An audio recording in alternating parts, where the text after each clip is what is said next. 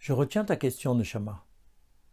Comment Dieu va-t-il transformer ce peuple d'esclaves en une nation qui va recevoir la Torah au Har Sinaï?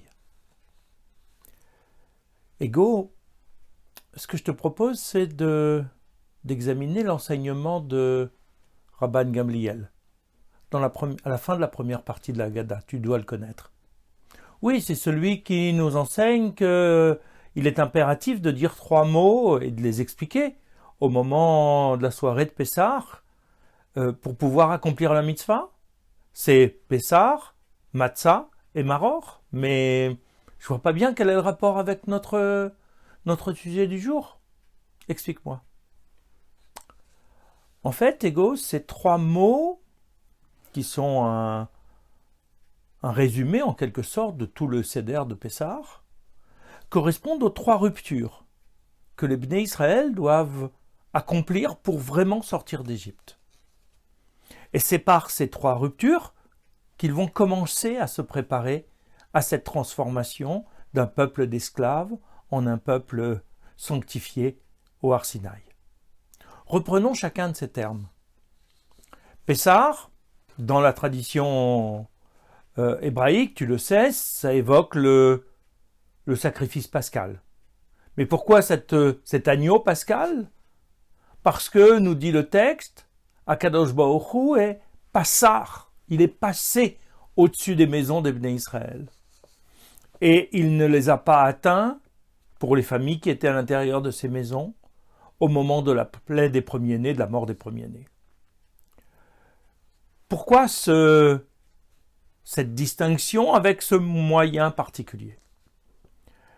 En fait, la démarche des Bnei Israël dans cette formation, après les 10 plaies, et avec la préparation de la 10e plaie, commence déjà depuis le 10 Nissan.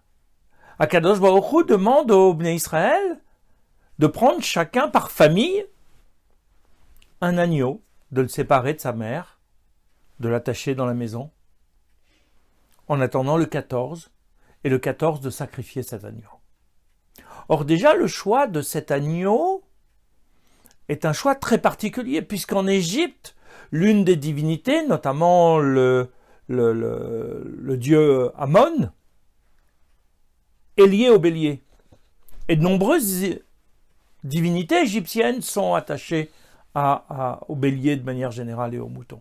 Or, on l'a vu déjà au moment où les enfants de Yaakov arrivent en Égypte, l'une des recommandations qui leur est faite par Yosef, c'est de dire qu'ils sont des bergers. Parce que les Égyptiens n'aiment pas les bergers, puisqu'ils ils travaillent avec cet animal sacré pour l'Égypte, qui est le mouton. Et donc ils vont être mis de ce fait dans une région isolée, la région de Goshen. Donc, prendre cet agneau, c'est d'une certaine façon s'opposer à la culture ambiante. Défier l'idolâtrie égyptienne qui donne un caractère sacré à cet animal.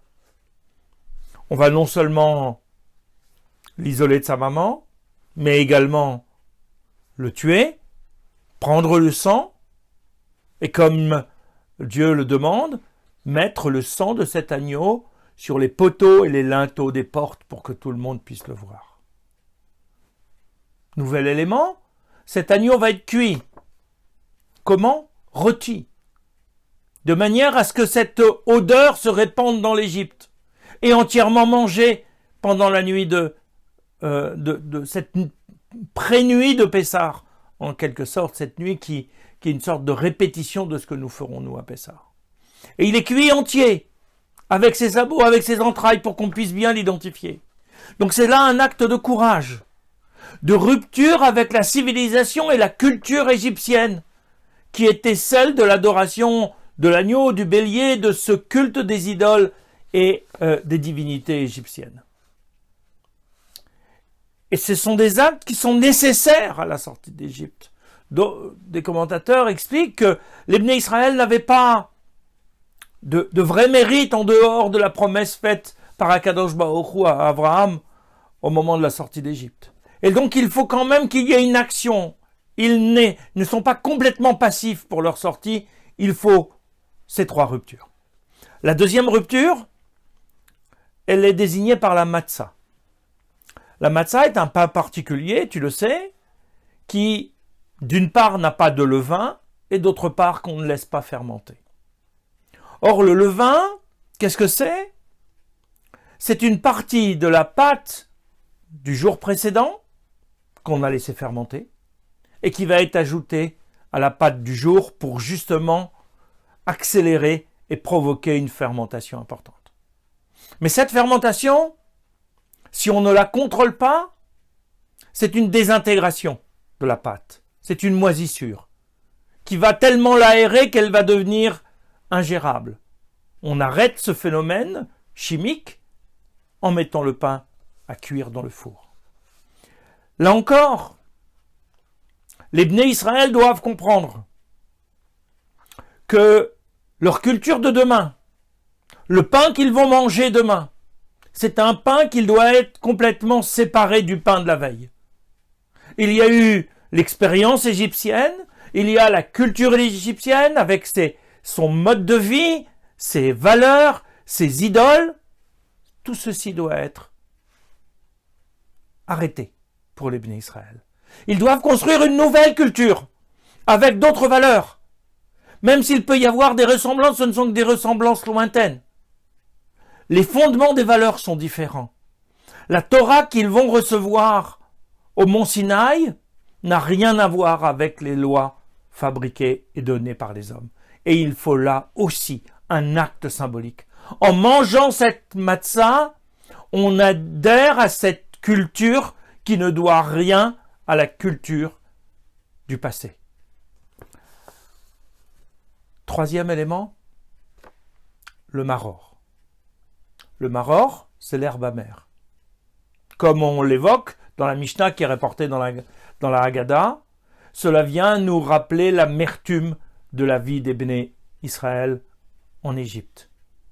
Les durs travaux, l'oppression. La chose la plus amère à l'homme, c'est la disparition d'un être cher. Or en Égypte, ce sont des bébés qui ont été jetés dans le Nil. Ce sont des hommes et des femmes, des membres de la famille des Bnei Israël, qui sont morts d'épuisement sous les coups des bourreaux ou des gardiens égyptiens. C'est cette amertume-là qu'il nous faut garder. Non pas pour avoir nous aussi la vie amère, mais pour se souvenir en permanence de ce que ça peut être l'amertume provoquée par un homme contre un autre homme. Et ce n'est pas que le soir de Pessah que nous évoquons cette sortie d'Égypte et cette amertume et cette vie difficile. C'est tous les jours de notre vie, dans le texte de la prière, dans le Kriyat Shema du matin et du soir. Parce qu'il s'agit de s'en souvenir en permanence. Ces trois éléments qui sont symbolisés par l'Égypte, ces trois ruptures qu'il faut accomplir pour sortir d'Égypte, doivent nous protéger des trois dérives, des trois erreurs que nous avons évoquées et qui nous éloignent d'Akadosh Baruch Hu. C'est se souvenir de la confrontation avec les erreurs poussées au paroxysme qui doivent nous inciter à ne pas reproduire le modèle égyptien. Ni dans le domaine de l'idolâtrie et des fausses valeurs, ni dans le domaine du non-respect de la vie, ni dans le domaine des mœurs et de la culture et de la manière de vivre des individus. Donc c'est chaque jour que nous devons avoir ce rappel qui va nous permettre de sortir, de quitter l'esclavage à la fois psychologique et physique. Mais alors, Neshama, si tu me dis ça, pourquoi au moment où ils sortent d'Égypte, ils ne reçoivent pas la Torah tout de suite? Au pire, après la traversée de la mer, au moment où ils sont complètement en sécurité, que les Égyptiens ne les poursuivent plus, ils auraient pu recevoir à ce moment, surtout après l'allégresse qui va avec la traversée de la mer, la Torah. Pourquoi attendre?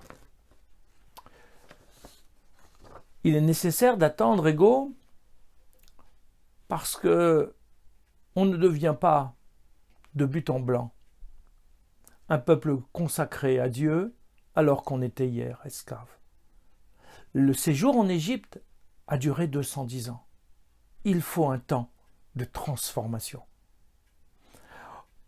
À partir de Pessah, jusqu'à Shavuot, les Bnei Israël, lorsque le temple existait, apportaient un omer, qui est une capacité de mesure d'orge au temple, pendant ces 49 jours qui nous mènent jusqu'à Shavuot, au moment du don de la Torah. À Shavuot, il remplace l'offrande d'omer par une offrande de farine. Pourquoi ce changement ? L'orge, de manière traditionnelle et habituelle, est plutôt un aliment donné aux animaux. La farine, c'est un aliment par excellence de l'homme. Tout le travail que les Bnei Israël vont devoir faire pendant ces 50 jours qui les mènent au Matan Torah, c'est de sortir de la matérialité semblable à celle des animaux, ce ne sont pas des animaux bien sûr, mais semblable à celle des animaux qui est de dépendre finalement essentiellement de nos instincts. Cette libération ne doit pas être qu'une libération physique, elle doit s'adjoindre une libération psychologique, une libération mentale, spirituelle. L'homme doit s'élever par paliers successifs jusqu'à un niveau de spiritualité suffisamment grand pour pouvoir recevoir la Torah au Sinaï. Il y a donc là encore des étapes à franchir, des apprentissages à réaliser qui vont se faire pendant toute cette période. Et c'est ce que nous verrons, si tu le veux bien, la prochaine fois.